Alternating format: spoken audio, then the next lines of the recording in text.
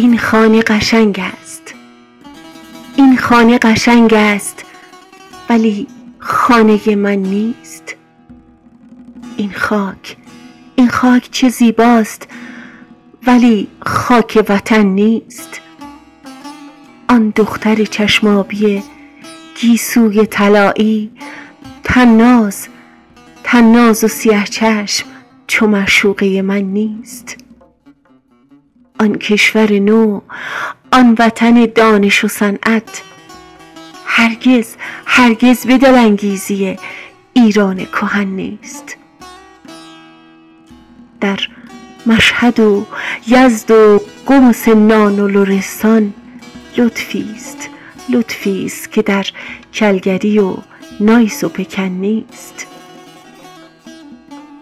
در دامن بحر خزر و ساحل گیلان موجی است که در ساحل دریای عدن نیست. در پیکر گلهای دلاویز شمیران عطری است که در نافه آهوی ختن نیست. آواره ام و خسته و سرگشته و حیران، هر جا که روم هیچ کجا خانه من نیست. هر جا که روم هیچ کجا خانه من نیست. آوارگی و خانه به دوشی چه بلایی است، دردی است که همتاش در این دیر کهن نیست. من بهر که خوانم غزل سعدی و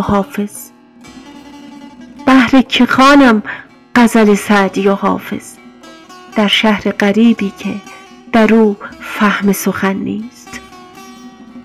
هر کس که زند طعنه به ایرانی و ایران، بی شبهه که مغزش به سر و روح به تن نیست.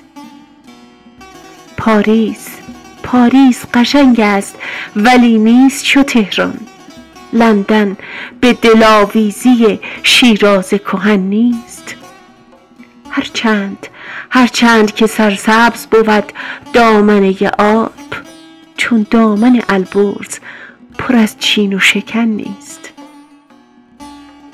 این کوه بلند است، ولی نیست دماوند. این رود چه زیباست، ولی رود تجن نیست. این شهر عظیم است، ولی شهر غریب است. این خانه قشنگ